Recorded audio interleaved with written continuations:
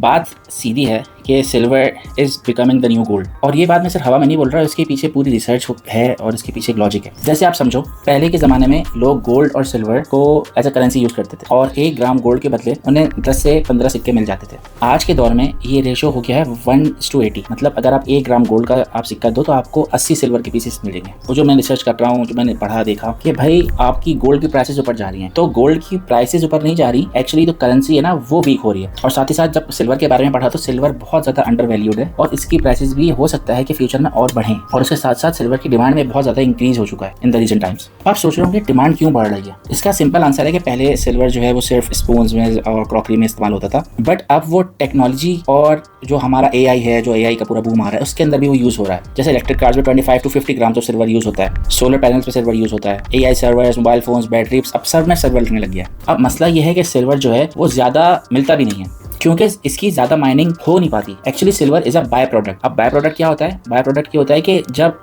Mining actually किसी और चीज़ की हो रही हो, जैसे कि कॉपर की या जिंक की माइनिंग हो रही है, तो उसका एक बाय प्रोडक्ट निकल के आ जाता है, उसके साथ साथ ही सिल्वर भी माइन होकर निकल जाता है। मतलब अगर डिमांड इसकी बढ़ भी जाए तो सप्लाई नहीं बढ़ सकती। तो अगर डिमांड इसकी बहुत ऊपर से ऊपर जा रही होगी और सप्लाई कम है तो इसकी प्राइसेस ऊपर जाएगी। और ये कोई एक लोकली गेम नहीं है, ये ग्लोबल ट्रेंड ऑफ फिनोमेना चल रहा है। तो भाई एक सिंपल सी लॉजिकल सिंपल सी मैथ यही कहती है, सिल्वर अब एक सिर्फ मेटल नहीं रहा, सिल्वर एक इंडस्ट्रियल प्रोडक्ट बन चुका है। अब मैं आपसे ये नहीं बोल रहा कि आप जाके फॉरेन से फॉरेन अपनी सारी जमा पूंजी सिल्वर में लगा दो। मैं बोल रहा हूँ कि ये मेरी सारी रिसर्च है और मैं जो पढ़ रहा हूँ, सीख रहा हूँ, मैंने आपको बताने की कोशिश की। बट अब आप ये समझो कि सिल्वर एक प्रोडक्ट नहीं रहा है, सिल्वर एक मेटल नहीं रहा है, silver could be the next gold.